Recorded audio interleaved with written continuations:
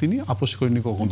তো সেক্ষেত্রে আর আমি ব্যক্তিগতভাবে একটা স্মৃতিচারণ করতে পারি যে 1/11-এর সময় আপনার এই উনি কার্যত গৃহবন্দী ছিলেন, আপনারা জানেন এখানে জহির ভাই আছে, মর্তুজা ভাই আছে, কার্যত উনি 2-3 মাস গৃহবন্দী ছিলেন ক্যান্টনমেন্টে।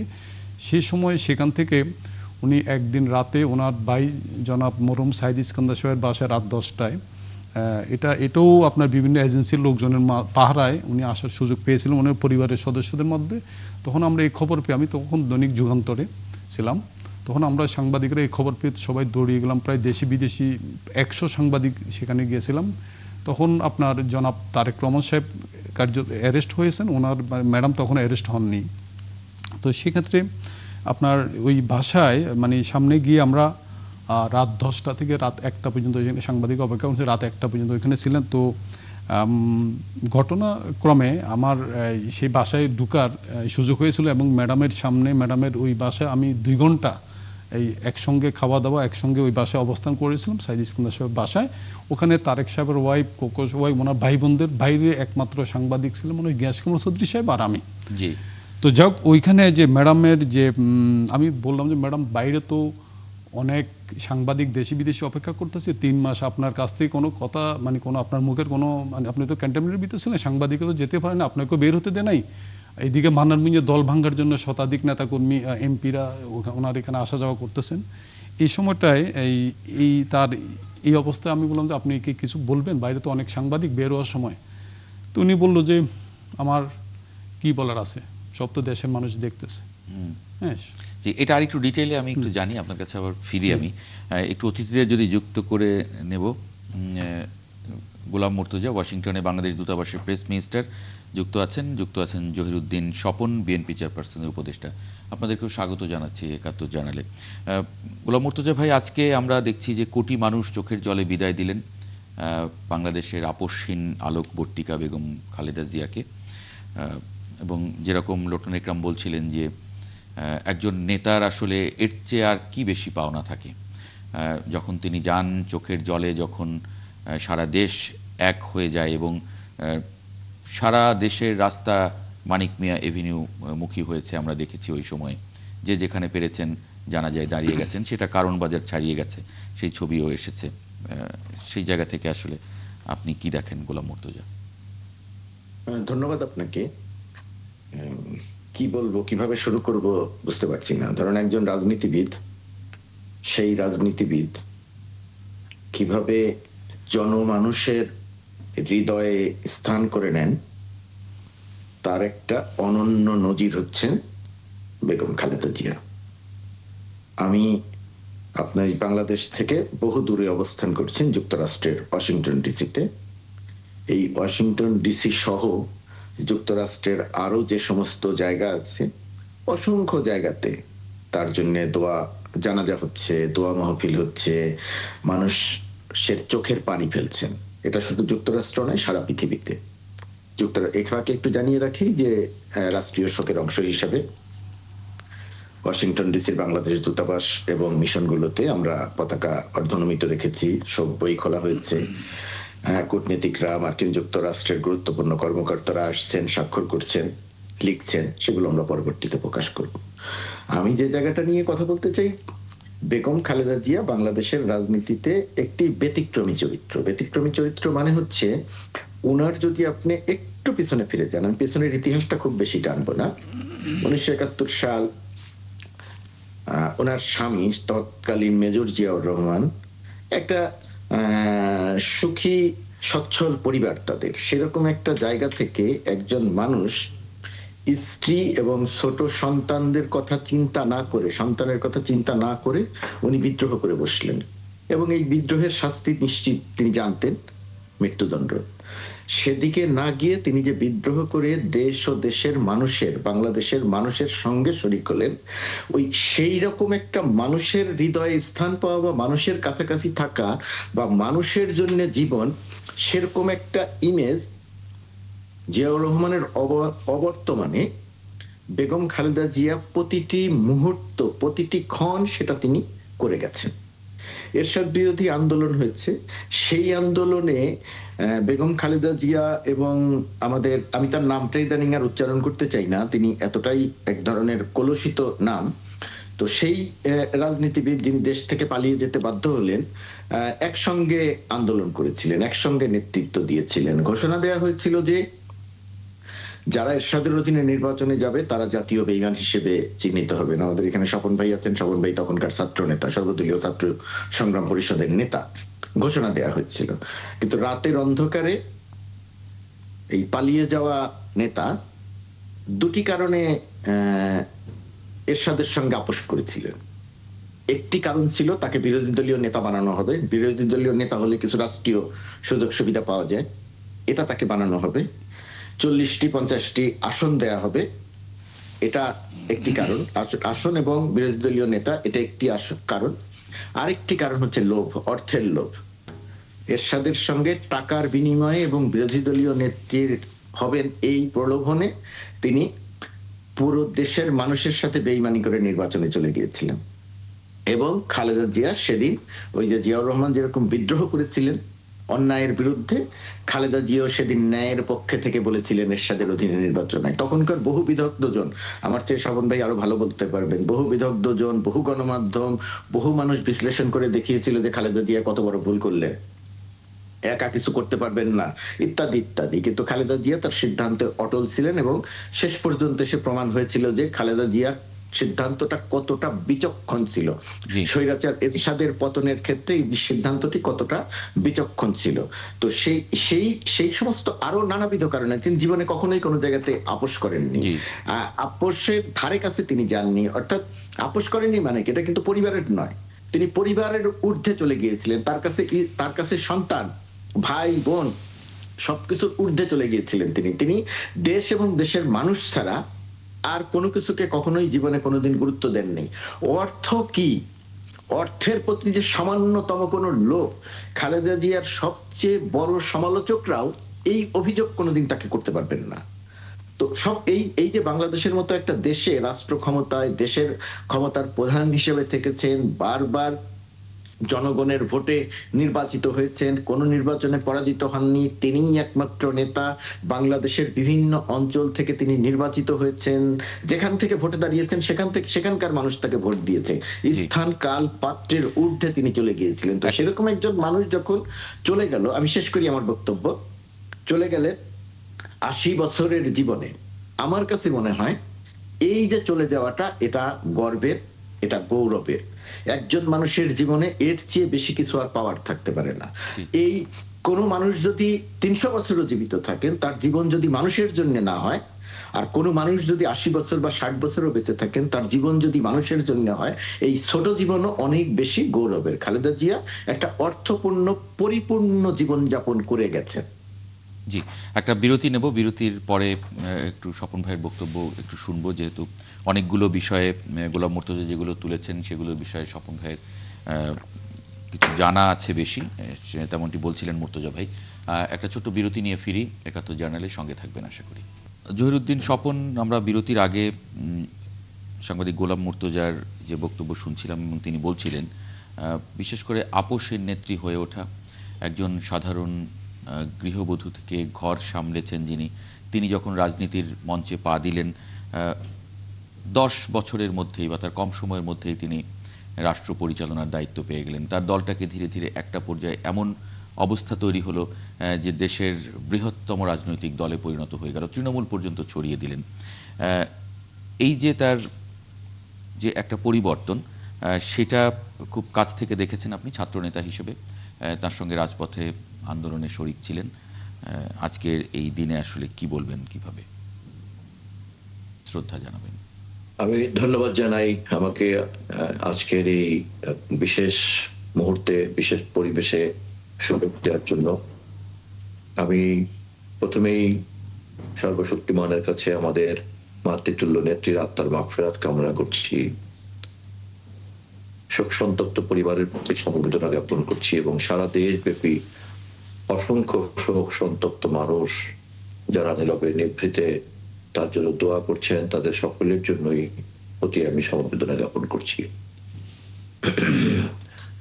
দেশনেত্রী বেগম খালেদা জিয়ার সঙ্গে আমার ছাত্র জীবন থেকেই সুযোগ হয়েছিল পরিচিত হওয়ার। সরাসরি তার দল না করলেও এরশাদ বিরোধী ছাত্র আন্দোলনের একজন নীতি নির্ধারক নেতাকর্মী হিসাবে বিএনপির প্রধান নেত্রীর সঙ্গে প্রায় আমাদেরকে মত বিনিময় করতে হতো। অন্যান্য জাতীয় নেতাদের সঙ্গেও তখন মত বিনিময় করতে হতো, আওয়ামী লীগের সভানেত্রী সহ। এবং এরশাদ বিরোধী স্বৈরাচার বিরোধী আন্দোলনে অন্যান্য জাতীয় নেতাদের সঙ্গে বেগম খালেদা জিয়াকে তুলনা করার একটা সুযোগ তৈরি হয়ে গিয়েছিল আমাদের ছাত্র নেতাদের মাঝে, ওরা কিন্তু সে কাজ করতে গিয়ে। এবং অপেক্ষাকৃতভাবে তিনি ছিলেন রাজনীতিতে নবীন, অন্যান্য সমস্ত নেতারাই ছিলেন পূর্ব পরিচিত এবং পরিপক্ক।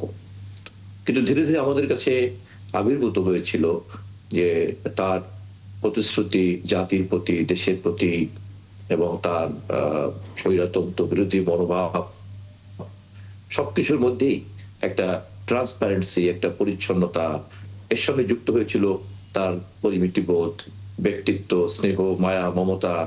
এবং ধীরে ধীরে আমাদের মতো তখন তরুণ বয়সের নেতা কর্মীদেরকে তিনি গভীরভাবে একটা শ্রদ্ধার জায়গা তৈরি করেছিলেন। এবং সেখান থেকেই পরবর্তীকালে আমি সহ ছাত্রলীগের সভাপতি হাবিবুর রহমান, ছাত্র ইউনিয়নের সভাপতি মোস্তাফিজুর রহমান বাবুল, আমরা আওয়ামী লীগের প্রধান ছাত্র নেতা, সিপিবির প্রধান ছাত্র নেতা, আমি ওয়ার্কার্স পার্টির প্রধান ছাত্র নেতা, আমরা তিনজনই বেগম খালেদা জিয়ার কর্মীতে রূপান্তরিত হলাম এবং আজও তার কর্মী হিসেবে কাজ করছি।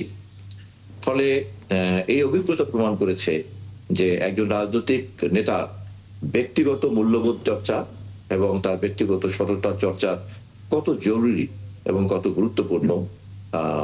আমাদেরকে ঘিরে তিনি যে আমাদের উপরে তার যে প্রভাব তা প্রমাণিত হয়েছে।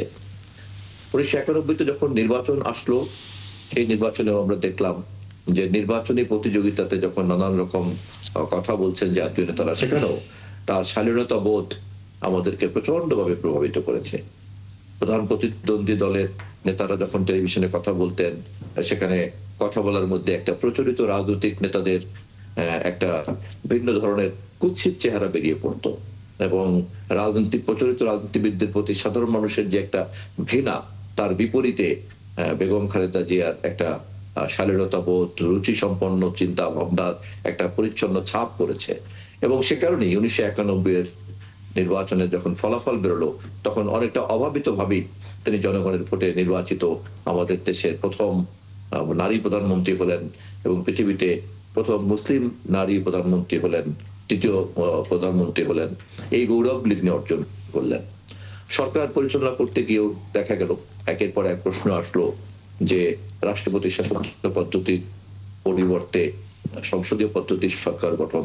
বিএনপি দৃষ্টিভঙ্গিগতভাবে, নীতিগতভাবে তখন রাষ্ট্রপতি শাসনের পক্ষে ছিল, কিন্তু তিনি দ্বাদশ সংসদের নেতা হিসাবে সর্বসম্মতিক্রমে তিনি এই সিদ্ধান্ত গ্রহণ করলেন।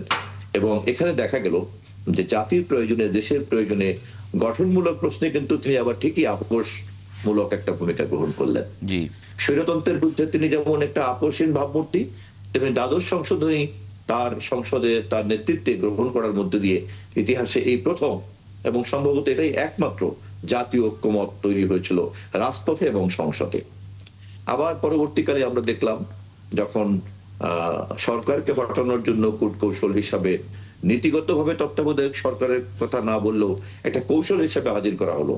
সর্বশেষ আওয়ামী লীগের ভূমিকায় কিন্তু প্রমাণ করে, যখন তারা পঞ্চদশ সংশোধনীর মাধ্যমে তত্ত্বাবধায়ক সরকার বাতিল করলো, তখন প্রমাণিত হয় যে 1996-তে যখন তারা এই প্রসঙ্গ তুলেছিল, তা কেবলই একটা চক্রান্ত হিসাবে তুলেছিল। বেগম খালেদা জিয়া তখনও কিন্তু এইরকম একটি প্রশ্নকে জাতির বৃহত্তর স্বার্থে দূরদর্শিতার জায়গা থেকে চিন্তা করে তিনি একটা সংক্ষিপ্ত সময়ের মধ্যে জাতীয় সংসদ নির্বাচন অনুষ্ঠিত করেছেন, নানান চ্যালেঞ্জের মুখে নির্বাচন অনুষ্ঠিত করেছেন। তার মানে যখন প্রয়োজন হয়েছে, যখন জাতির প্রয়োজন হয়েছে বা যে সময় নীতির প্রশ্নে এসেছে, সেই সময়ে তিনি সেটা মেনে নিয়েছেন। কিন্তু যখনই দেখা গেছে যে নীতির বাইরে বা তিনি জাতির প্রয়োজনের বাইরে এসেছে কোনো প্রশ্ন, তখন তিনি সেখানে খুব আপোষহীন ভূমিকা রেখেছেন, যে কারণে মানুষ আসলে এত মানুষ এখন তার বিষয়ে কথা বলছে, তাকে শ্রদ্ধা জানাচ্ছে। তার জন্য চোখের পানি ফেলছে। আমি ওই ক্রোনোলজিটাই বলছিলাম যে আপসহীনতার 86 এর উদাহরণ, দ্বাদশ সংশোধনী তৈরি করার উদাহরণ, ত্রয়োদশ সংশোধনী পার্লামেন্টে সংসদে ইনকর্পোরেট করে সেই তত্ত্বাবধায়ক সরকারের অধীনে নির্বাচন করে পরাজয়কে মেনে নিয়ে সাংবিধানিক ধারাবাহিকতাকে অব্যাহত রাখা, এর কোনো প্রত্যেকটি ঘটনায় কিন্তু ওই সময় কেউ কেউ মনে করতে পারেন রাজনীতির কৌশলে তিনি বোধহয় পিছিয়ে পড়লেন, কিন্তু সবটা মিলে যখন আজকে দেখা যায় তার একটা সামগ্রিক এবং একটা স্ট্র্যাটেজিক যে চিন্তা এবং তার মধ্যে যে মূল্যবোধ, তারই কিন্তু পুরস্কার আজকে তার কফিনের পিছনে সারা দেশ জড়ো হয়েছে। সেটা ঠিক। গোলাম মুর্তজা বলছিলেন যে একজন মানুষের জীবনে আর এর চেয়ে বেশি কি প্রয়োজন হয়, যখন এত মানুষ তার জন্য শ্রদ্ধা জানাচ্ছে, তার জন্য চোখের পানি ফেলছে, এর চেয়ে বেশি আসলে মানুষের কি প্রয়োজন? এখানে একটি কথা আমি বলি 1-2 মিনিটের মধ্যে, তারপরে আপনি লোটনের কাছে যান। জি। আমি বহুদিন ধরে একটি বিষয় লক্ষ্য করি সাংবাদিক হিসেবে, আমি তো বিএনপির রাজনীতি করি নাই কখনো, তো আমি সাংবাদিক হিসেবে আমি একটি বিষয় লক্ষ্য করি যে বেগম খালেদা জিয়া যে মানের, যে উচ্চ পর্যায়ের মানবিক গুণাবলী সম্পন্ন একজন রাজনীতিবিদ ছিলেন, আমাদের সমাজ, আমাদের যে নাগরিক সমাজ, আমাদের যে সাংবাদিক সমাজ, আমাদের যে লেখক সমাজ, তারা প্রায় কেউই, অধিকাংশই বা যে অংশটা মেইন স্ট্রিমের, তারা এই মূল্যায়নটি কখনো বেগম খালেদা জিয়ার ক্ষেত্রে করেননি। উল্টো মূল্যায়ন করেছেন সবসময়। যেমন ধরেন ওই কুৎসিত রাজনৈতিক নেতৃত্ব খালেদা জিয়ার লেখাপড়াকে নিয়ে তুচ্ছ তাচ্ছিল্য এবং অত্যন্ত অসম্মানজনক কথা বলেছেন। খালেদা জিয়া কোনোদিন এসবের জবাব দেননি, কিন্তু তিনি যখন দেশ পরিচালনার দায়িত্ব পেয়েছেন, বাংলাদেশে আজকে যে মেয়েদের পড়াশোনা, মেয়েদের যে অগ্রযাত্রা, মেয়েদের যে বিনা বাধ্যতামূলক পড়াশোনা এবং বিনা পয়সায় পড়াশোনা, এই সুযোগটা বেগম খালেদা জিয়া করে দিয়েছিলেন, যার পড়াশোনা নিয়ে প্রশ্ন তোলা হয়।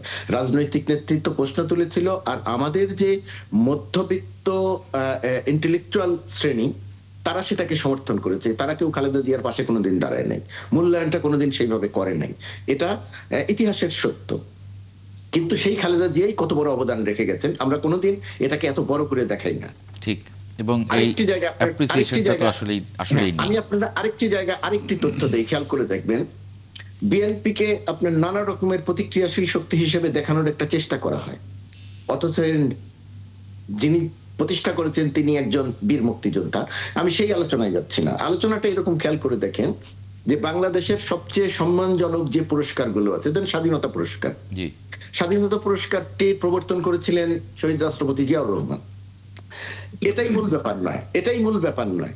মূল ব্যাপারের সৌন্দর্যটা আপনি খেয়াল করে দেখবেন, শামসুর রহমান থেকে শুরু করে ডক্টর জাফরুল্লাহ চৌধুরী পর্যন্ত এই সমাজের সবচেয়ে গুরুত্বপূর্ণ মানুষ যারা আছেন, তাদের অধিকাংশ পুরস্কার পেয়েছেন যখন কোনো না কোনো ভাবে বেগম খালেদা জিয়া প্রধানমন্ত্রী হিসেবে দায়িত্ব পালন করেছেন। এবং যাদেরকে তিনি পুরস্কার দিয়েছেন, স্বপন ভাই নিশ্চয়ই আমার সঙ্গে একমত হবেন, বা অনেকে একমত হবেন, যারা একমত হবেন না তাদেরকে আমি তালিকাটা দেখে নিতে বলবো, যে যাদেরকে পুরস্কার দেয়া হয়েছে তাদের বড় একটা অংশ কোন বিবেচনাতেই বিএনপি বা বিএনপি মনোভাবাপন্ন বুদ্ধিজীবী, কবি, সাহিত্যিক বা লেখক ছিলেন না। তাদের পরিচিতি ছিল উল্টোটা, কেউ বাম ঘরানার, কেউ আওয়ামী ঘরানার, কেউ অন্য ঘরানার, কিন্তু তাদেরকেও পুরস্কার দেওয়া হয়েছে। খালেদা জিয়া প্রধানমন্ত্রী, সেই সময় পুরস্কার পেয়েছেন আওয়ামী মনোভাবাপন্ন একজন লেখক। কারণটা কি? কারণটি হচ্ছে স্বাধীনতা পুরস্কার। এর প্রতি শ্রদ্ধা বা সম্মান দেখানোর যে রেওয়াজ, সেটা বিএনপি বা খালেদা জিয়া যে সময় দেশ পরিচালনা করেছেন সেই সময় এই রেওয়াজটা রেখে গেছেন। পরবর্তী পর্যায়গুলোতে এটা কলুষিত করা হয়েছে। অর্থাৎ এই যে খালেদা জিয়ার যে উদার মানসিকতা, দেশের মানুষের প্রতি যে ভালোবাসা, সত্যের পক্ষে থাকা, এই জায়গাটাতেও খালেদা জিয়া সারা জীবন আপোষহীন ছিলেন।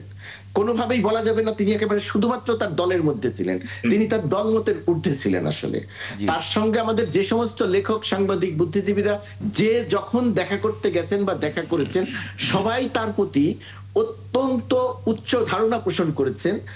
তারা আড্ডায় গল্প করেছেন, কিন্তু তাদের খুব বেশি মানুষকে আমি কখনো দিন সেটা লিখতে দেখিনি।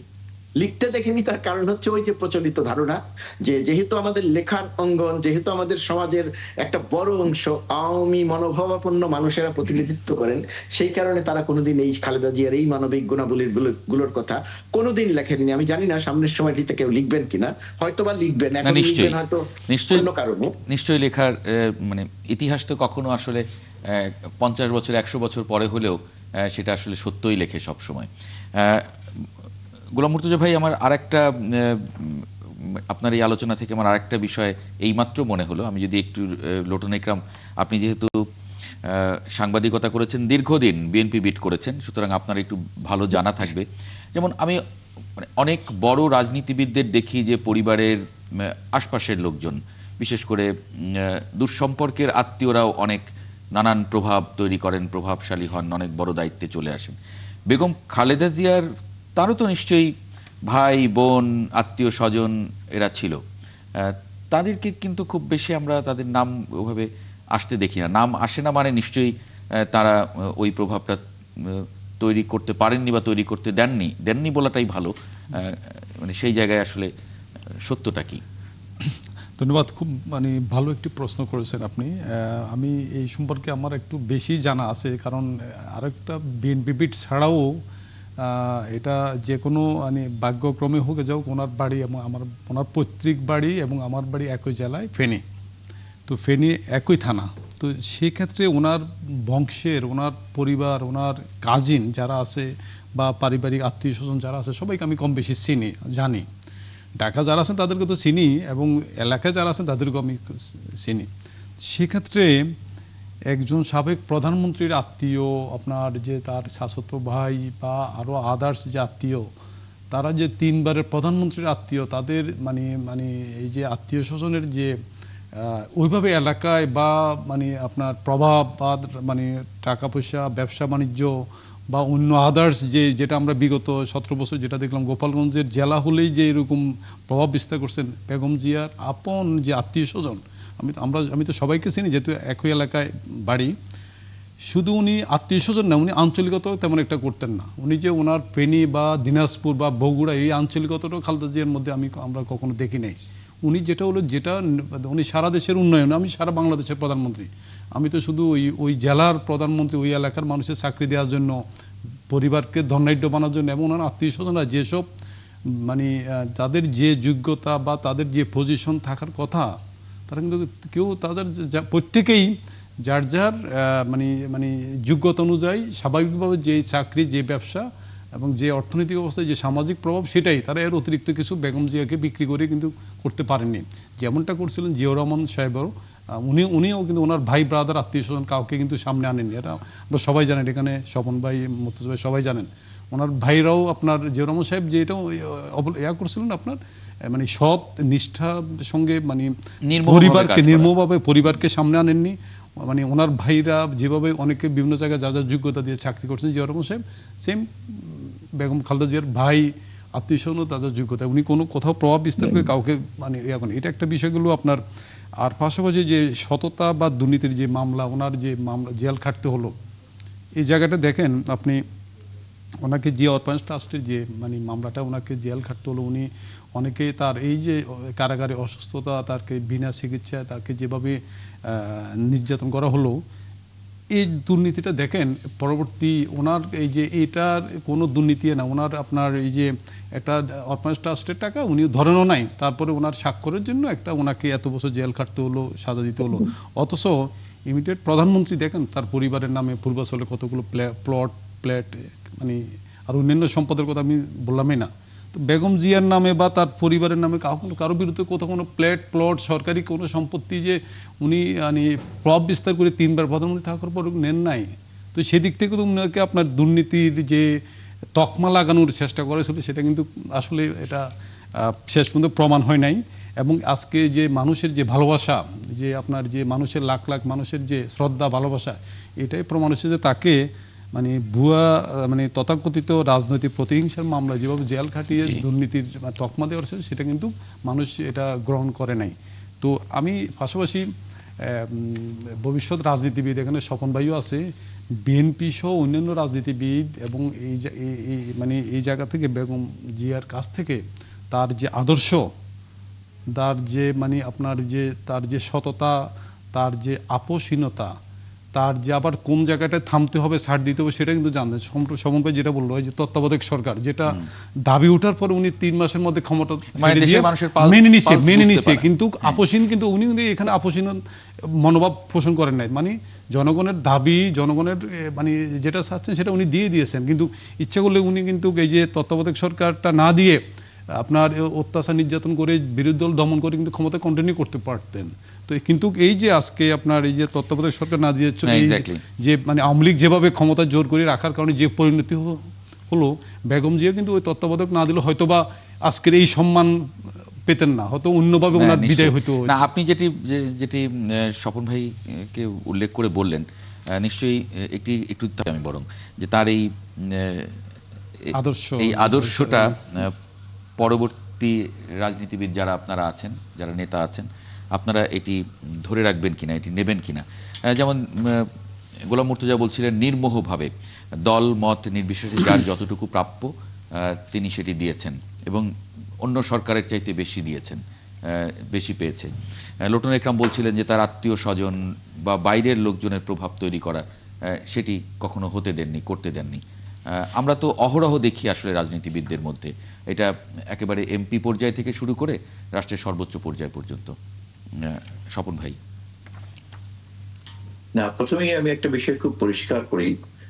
আজকের তার জানাজার মধ্য দিয়ে কোটি মানুষের ভালোবাসা এবং সার্কের ভারত, পাকিস্তান সহ সমস্ত গুরুত্বপূর্ণ নেতাদের এই জানাজায় এবং শোক মিছিলে অংশগ্রহণ করা, প্রায় 32টি দেশের কূটনীতিকদের অংশগ্রহণ করা, সব মিলে এটা কিন্তু খুব পরিষ্কার যে বেগম খালেদা জিয়া এই মুহূর্তে ক্ষমতায় না থেকেও একজন রাষ্ট্রনায়কের যা সম্মান, মর্যাদা, স্বতঃস্ফূর্ততা এবং গোটা রাষ্ট্র তাকে যেভাবে সম্মান করলো, গোটা দেশ যেভাবে তাকে সম্মান করলো, দেশের সমস্ত মিত্র রাষ্ট্ররা যেভাবে তাকে সম্মান করলো, এটা কিন্তু কেবলমাত্র একটা দলের নেতার পক্ষে কিন্তু এটা সম্ভব না।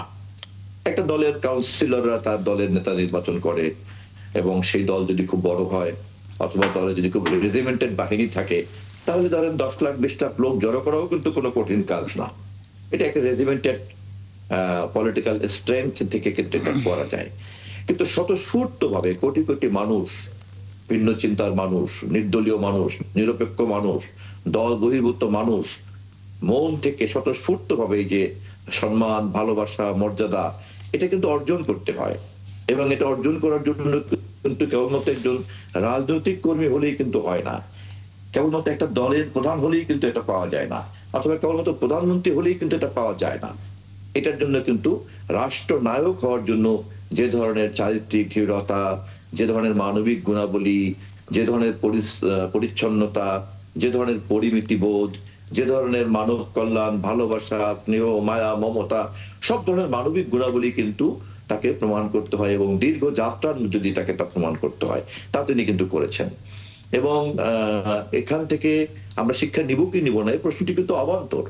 এটা শুধু আমরা না, এই প্রজন্ম যারা আমরা এই মুহূর্তে সামনের সারিতে আছি, পরবর্তী প্রজন্ম যারা ইতিমধ্যেই রাজনীতিতে অনেকে উত্থান ঘটেছে এবং যাদের মধ্যে ইতিমধ্যেই আমরা খেয়াল করেছি যে প্রচলিত রাজনীতির যে নেতিবাচক বৈশিষ্ট্যগুলি তা অনেকের মধ্যেই দেখা যায়।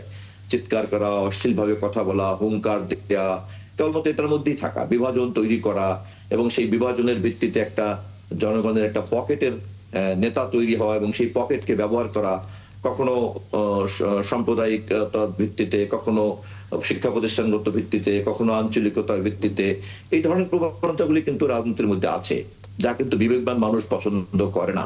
বেগম খালেদা জিয়া কিন্তু এগুলো সবকিছুর ঊর্ধ্বে উঠেছেন এবং সেই শিক্ষা ভবিষ্যতেও যারা নেতৃত্ব নিতে চান তারা আজকের বেগম খালেদা জিয়ার কাছ থেকে আমরা অবশ্যই নিব। এ প্রসঙ্গে আরেকটা বিষয় কিন্তু আমরা একটু মনে করিয়ে দেই যে তিনি যেমন বিএনপির প্রধান নেত্রী ছিলেন, তিনি যেমন সংসদের নেতা ছিলেন, তিনি যেমন প্রধানমন্ত্রী ছিলেন, তেমনি একই সঙ্গে তিনি কিন্তু জাতীয় ঐক্যমত গড়ার চেষ্টা বারবার করেছেন। দ্বাদশ সংশোধনী এবং ত্রয়োদশ সংশোধনীর ক্ষেত্রে তার জাতীয় ঐক্যমত গড়ার উদাহরণ আমি দিলাম। এর বাইরেও কিন্তু আপনি খেয়াল করে দেখেন যে আমরা যদি ইতিহাস সম্পর্কে সামান্য জ্ঞান রাখি, তখন উনি কিন্তু ক্ষমতা আসীন হওয়ার পরে সুযোগ পেলেই শেরে বাংলা একে ফজলুল্লাহ আফসারওয়ার্দী থেকে শুরু করে মরহুম শেখ মুজিবুর রহমান থেকে শুরু করে আমাদের জাতির এই সমস্ত ব্যক্তিত্বকে কিন্তু তিনি সবসময় সামনে আনতেন এবং তাদেরকে শ্রদ্ধা জানানোর চেষ্টা করতেন। এমনকি মরহুম শেখ মুজিবুর রহমানের কবর জিয়ারত করেছেন। ভারপ্রাপ্ত চেয়ারম্যান দেশনায়ক তারেক রহমান তিনিও কিন্তু জিয়ারত করেছেন। এই উদ্যোগগুলিকে যদি বাংলাদেশের রাজনৈতিক অঙ্গনে অন্যান্য সমস্ত রাজনৈতিক দল যদি গঠনমূলকভাবে এবং সত্যিকার অর্থে আন্তরিকভাবে গ্রহণ করত, তাহলে আজকে কিন্তু বাংলাদেশে একটি অনেক বড় জাতীয় ঐক্যমত তৈরি হতো। কিন্তু প্রধান বিরোধী দল হিসেবে তারা যেমন সেদিন করেন নাই, অন্যান্য দলও কিন্তু অন্যান্য দলের নেতারাও যারা জীবিত আছেন, তাদের মধ্যে যারা বাইরে আছেন, জেলে আছেন, তাদের প্রত্যেকেরই আজকে একটা বিবেকের দংশন হওয়া উচিত যে দেশনেত্রী বেগম খালেদা জিয়ার উদ্যোগে এতদিনে কিন্তু অনেক বড় একটা জাতীয় ঐক্যমত আমরা তৈরি করতে নিশ্চয়ই পারতাম। এই যে মানুষের ভালোবাসা, মানুষের যে এত শোক, এগুলো নিশ্চয়ই আমাদের বর্তমান রাজনীতিবিদদের মধ্যে সেই সৌহার্দ্যটা নিয়ে আসবে, আমরা সেরকমটা মনে করি, তারা নিশ্চয়ই বুঝতে পারবেন। গোলাম মুর্তজা ভাই, আপনার কাছে আমার একটা বিষয় একটু জানার, যে এটা খুবই আলোচিত হচ্ছে আজকে, আমি অনেক গণমাধ্যমে দেখেছি, এটা নিয়ে বিবিসি নিউজ করেছে, অন্যান্য গণমাধ্যমে আমি দেখেছি। বেগম খালেদা জিয়ার যে আন্তর্জাতিক সম্পর্কের ক্ষেত্রে যে নীতিগুলো নিয়েছিলেন, সেই নীতিগুলো অত্যন্ত কার্যকর হয়েছে বলে পরবর্তীতে দেখা গেছে, এবং সেখানে তিনি সরকারের অর্থনীতি উদারীকরণ কর্মসূচি নিয়েছিলেন, সেটা খুব ভালো কাজে দিয়েছে। ভারতসহ আশপাশের দেশের সঙ্গে ব্যবসা বাণিজ্য সম্প্রসারণে সেটা খুবই দেশের অর্থনীতিকে চাঙ্গা করার ক্ষেত্রে একটা বিরাট ভূমিকা রেখেছিল। লুক ইস্ট পলিসির মাধ্যমে দক্ষিণ পূর্ব এশিয়ার দেশগুলোর সঙ্গে যে সম্পর্ক, সেটা বাংলাদেশ পরবর্তীতে সেই ধারাবাহিকতা রেখেছে। সেই জায়গায় আসলে কি দেখেন, তিনি চীনের সঙ্গে সম্পর্কের ভিত গড়েছিলেন, ছড়িয়ে দেবার চেষ্টা, সেটা মানে কি দেখেন আপনি? প্রথমত কথা, বেগম খালেদা জিয়া ওনার দৃষ্টিভঙ্গিটা আমাদের যে প্রচলিত বাংলাদেশের মানুষ, প্রচলিত বাংলাদেশের যে রাজনৈতিক নেতৃবৃন্দকে আমরা দেখি, বেগম খালেদা জিয়ার দৃষ্টিভঙ্গিটা এর চেয়ে একটু আলাদা ছিল, এর চেয়ে আরো অনেক সুদূর প্রসারী ছিল। আমাদের রাজনীতিবিদরা মুখে কথা বলতে গিয়ে বলেন যে আমরা সবার সাথে বন্ধুত্ব করতে চাই, কারো সঙ্গে শত্রুতা করতে চাই না, বলেন এটা। কিন্তু এই কথাটা বেগম খালেদা জিয়া তার রাষ্ট্র পরিচালনার নীতিতে হৃদয়ে ধারণ করতেন, যে কারণে তিনি আমাদের পার্শ্ববর্তী বৃহৎ দেশ ভারতের সঙ্গে যেমন সুসম্পর্ক রেখেছিলেন, একই রকম ভাবে চীন সহ পৃথিবীর অন্যান্য শক্তির সঙ্গেও তিনি অত্যন্ত সুদৃঢ় একটি সম্পর্ক তৈরি করেছিলেন, একটি অর্থনৈতিক সম্পর্ক, একটি রাজনৈতিক সম্পর্ক। এর বাইরে যুক্তরাষ্ট্র সহ সব দেশের সঙ্গে, এশিয়ার জাপান সহ সব দেশের সঙ্গে, মধ্যপ্রাচ্যের সৌদি আরব সহ মুসলিম দেশগুলোর সঙ্গে ওই যে জিয়াউর রহমানের যে নীতি ছিল, জিয়াউর রহমানের যে এদের কাছে যাওয়া ছিল, নিজেকে বাংলাদেশ একটা মুসলিম প্রধান দেশ হিসাবে এই দেশটিকে যে উচ্চ আসনে তুলে ধরার যে একটা নীতি ছিল, সেটাকে বেগম খালেদা জিয়া তিনি যখন দেশ পরিচালনার দায়িত্বে পেয়েছেন, তখন তিনি সেটাকে আরো উচ্চতর জায়গাতে নিয়ে গেছেন। তার সুফল বাংলাদেশ পেয়েছে। বাংলাদেশ যখন এই জায়গা থেকে সরে গিয়ে শুধুমাত্র একটি দেশের সঙ্গে বন্ধুত্ব করার নীতি গ্রহণ করেছে, তখন আসলে বাংলাদেশের এক ধরনের পিছিয়ে যাওয়ার পর্যায়টা শুরু হয়েছে। এই আলোচনাটা আমি আর দীর্ঘ করব না, ওই জায়গার আলোচনাটা এইটুকু। আরেকটা জিনিস হচ্ছে যে আপনি যেটা বললেন যে বেগম খালেদা জিয়ার যে শালীনতা, বেগম খালেদা জিয়ার যে সততা, এটা বর্তমান নেতৃত্ব বা বর্তমান প্রজন্ম কিভাবে দেখবে মানে খালেদা জিয়া এমন একটা নজির তৈরি করে গেছেন যে যেটা একটা অনুকরণীয়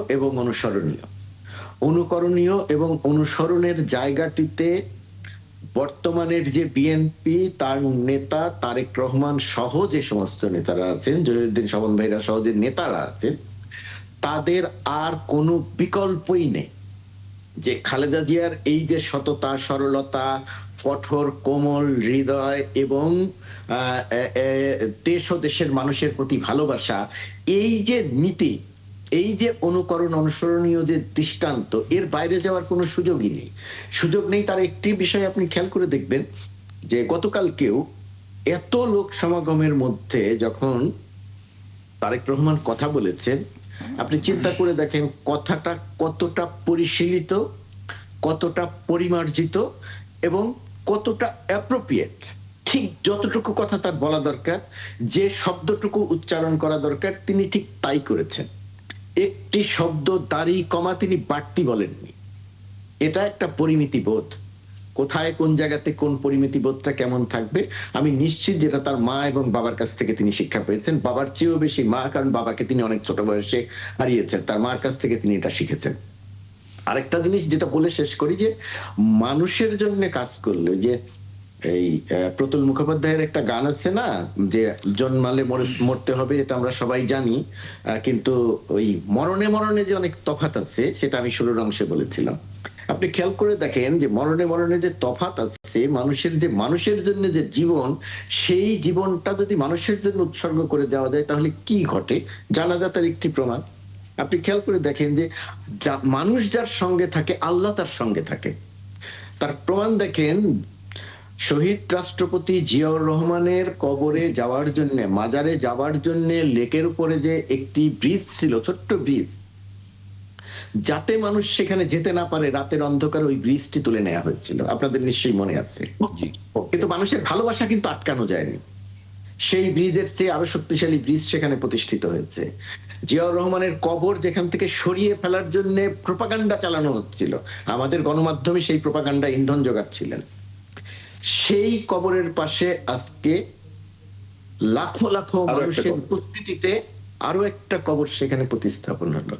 স্বামী এবং স্ত্রী দুজন, আমাদের সবাইকে মারা দিতে হবে, সবার বাবা মা, কিন্তু স্বামীর পাশে শহীদ রাষ্ট্রপতি জিয়াউর রহমানের পাশে বেগম খালেদা জিয়া এভাবে শায়িত হবেন, এভাবে তারা থাকবেন। এটা বিশেষ কোনো ব্যক্তির, বিশেষ কোনো দলের চাওয়ার ভিত্তিতে এটা সম্ভব ছিল না। এটা সৃষ্টিকর্তা চেয়েছেন, আল্লাহ চেয়েছেন বলে সেটা হয়েছে। কেন চেয়েছেন? কারণ মানুষের ভালোবাসা যার সঙ্গে থাকে, যেটা বলা হয় সৃষ্টিকর্তা আল্লাহ তার সঙ্গে থাকে। এবং আমি আমি আমি নিশ্চিত করে এটা বলতে পারি যে খুব বেশি মানুষের ভাগ্যে এমনটা ঘটে না।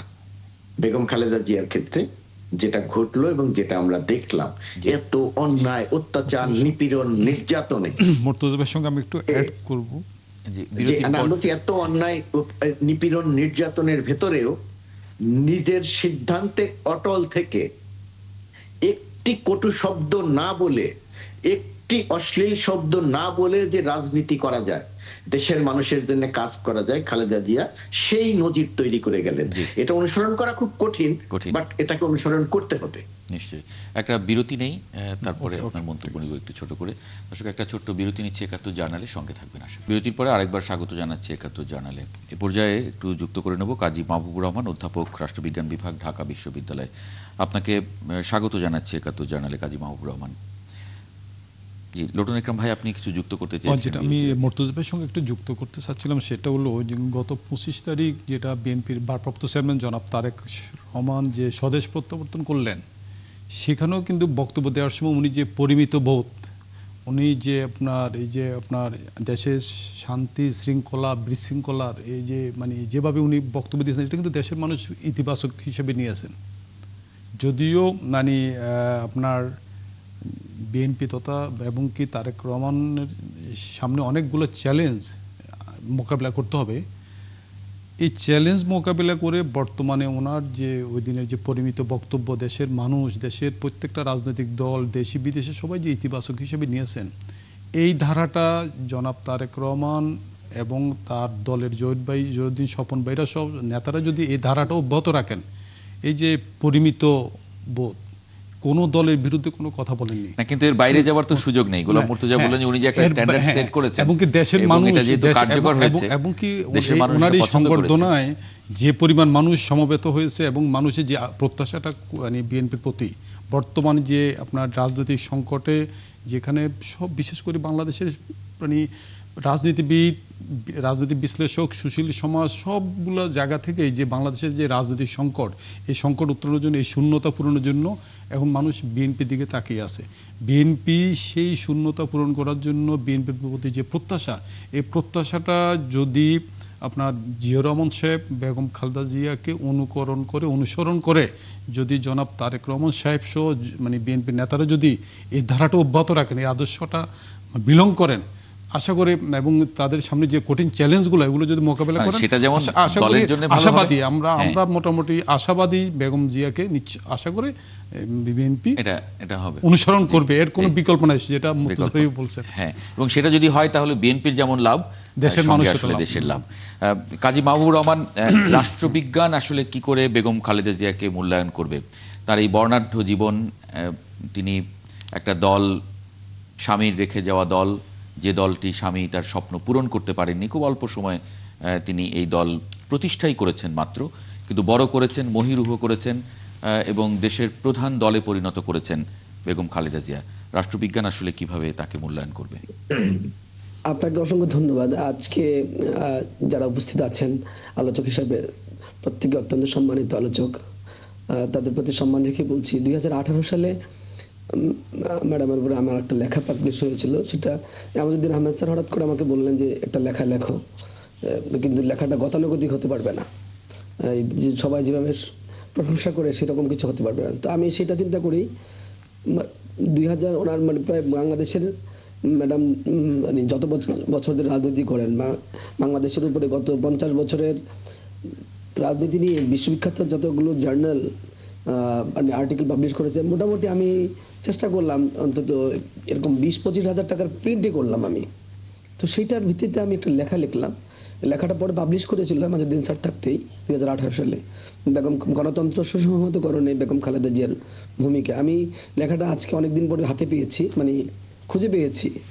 তো এই লেখাটা দেখলাম প্রত্যেকটা বিষয়ই খুব reference, well reference, citation, huge citation আমি দেখতে পাচ্ছি।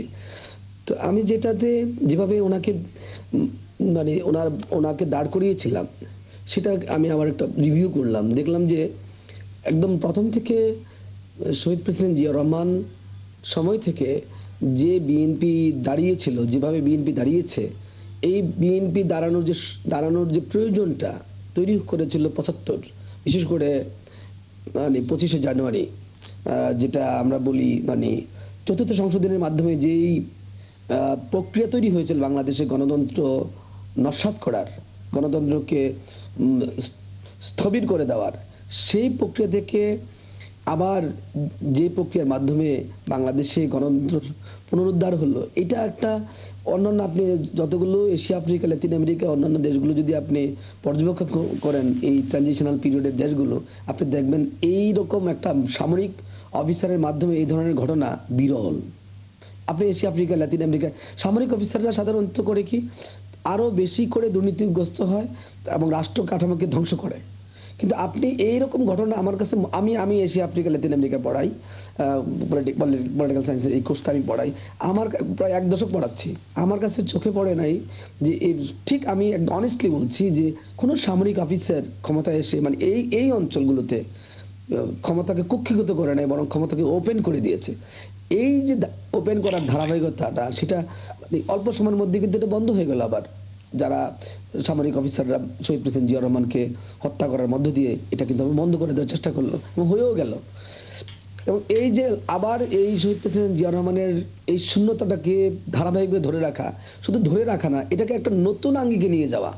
আপনি যেখানে মানে প্রেসিডেন্ট এরশাদ যেভাবে ক্ষমতাকে কুক্ষিগত করেছিলেন, একটা স্বৈরাচারী শাসন ব্যবস্থা প্রতিষ্ঠা করলেন, তার বিরুদ্ধে লড়াই করতে পারার যে সাহস, যে নৈতিকতা, এই যে আপোষহীনতা, এটাও কিন্তু আপনি দেখবেন আপনি অন্য কোথাও পাবেন না, খুব রেয়ার এটা।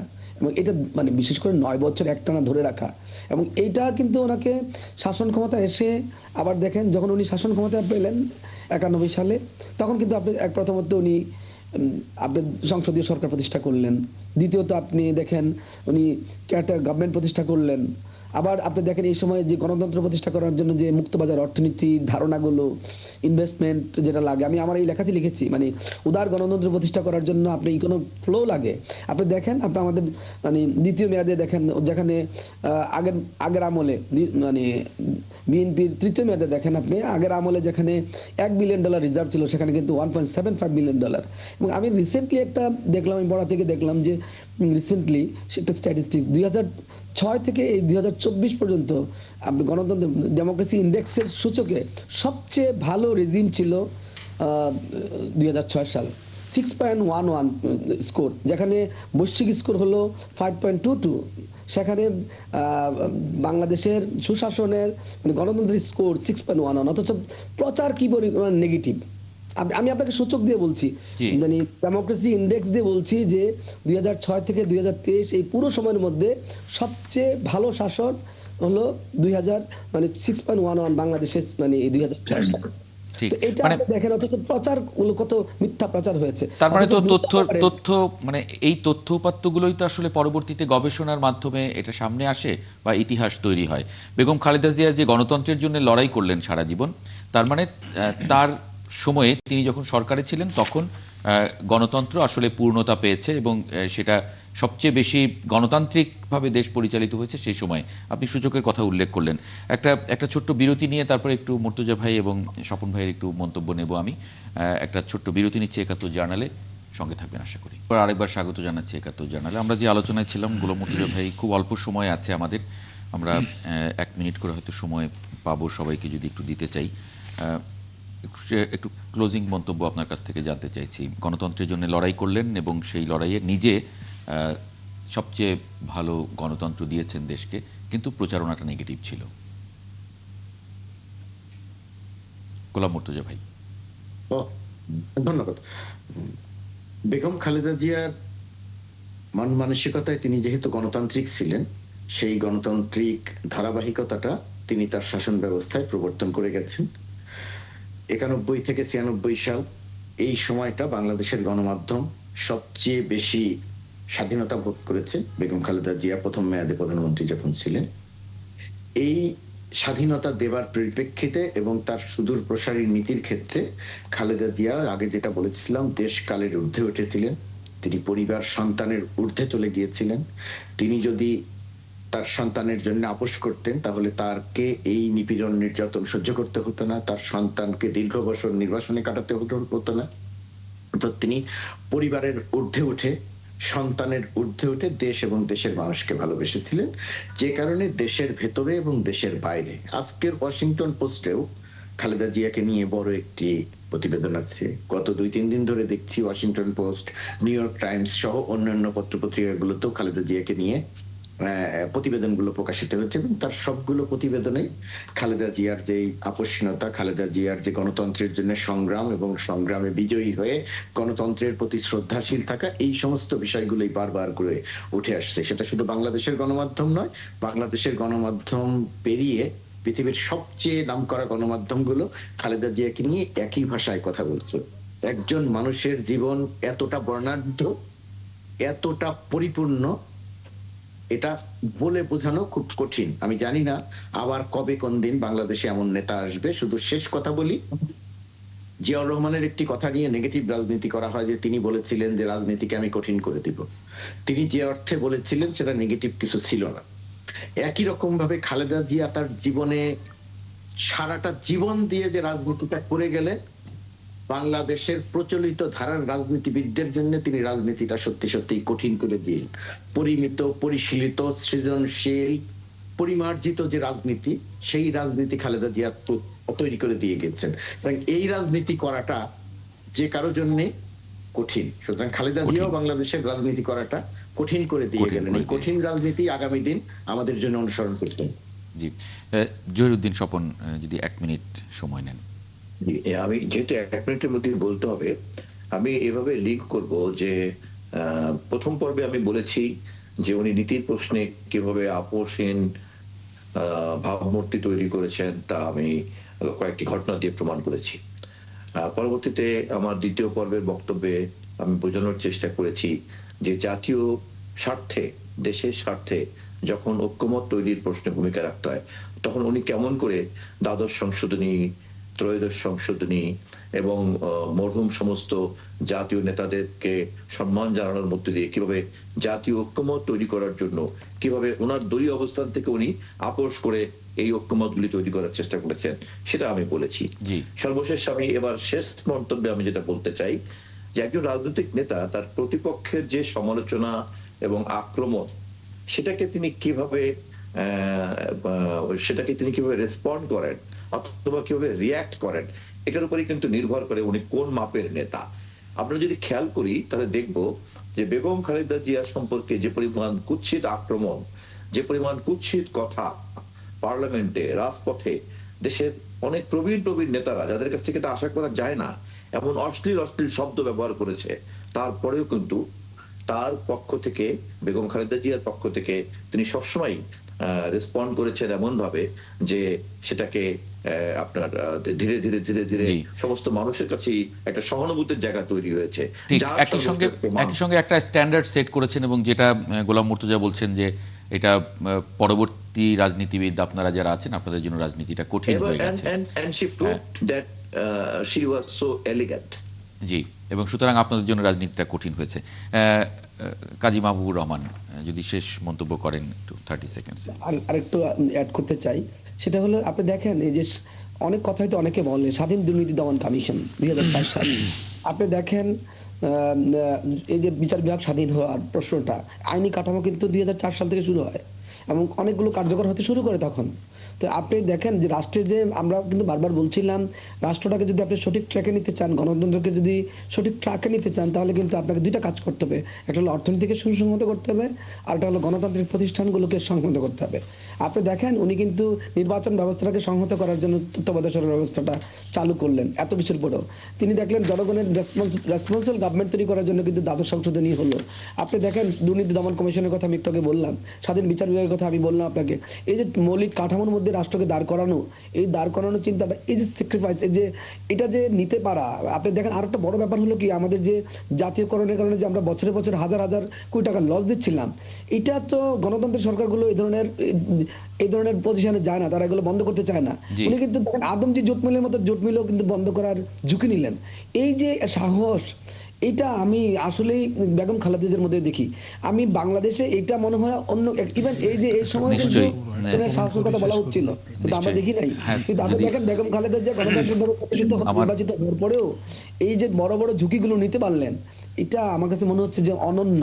এটা অনন্য। আমরা বেগম জিয়ার আপোষহীনতার কথা বললাম সবাই, কিন্তু ওনার একটা বক্তব্য আপনারা সবাই জানেন যে উনি বলছেন যে বিদেশে আমার কোনো ঠিকানা নাই, এই দেশের মানুষ, এই দেশের মাটি আমার সব। উনি কিন্তু আপনার শেষ মুহূর্তে কিন্তু ওনাকে বিদেশি চিকিৎসার জন্য কিন্তু নেওয়ার অনেক চেষ্টা করা হয়েছিল। আমরা যতটুকু জানি উনি যখন কথা বলতে পারতেন তো উনি জানিয়ে দিয়েছেন না আমার এখানে চিকিৎসা করো, এখানে আমি দেশে আমি চিকিৎসা করতে চাই। তিনি হয়তো বা দেশে চিকিৎসা নেওয়ার কারণে দেশের মাটিতে ওনার মৃত্যুবরণটা হয়েছে, অত এই জন্য হয়তো উনি বিদেশে যাননি। এটাই তার দেশের প্রতি, দেশের মানুষের প্রতি তার বক্তব্যটা কোট করলেন। অনেক ধন্যবাদ লোটন ইকরাম যুক্ত হবার জন্য। জহিরুদ্দিন স্বপন, গোলাম মুর্তজা এবং কাজী মাহবুবুর রহমান, আপনাদের তিনজনকে ধন্যবাদ যুক্ত হবার জন্য আজকে ৭১ জার্নালে। দর্শক আপনাদেরকেও ধন্যবাদ। আগামীকাল একই সময় ৭১ জার্নাল দেখার আমন্ত্রণ রইল।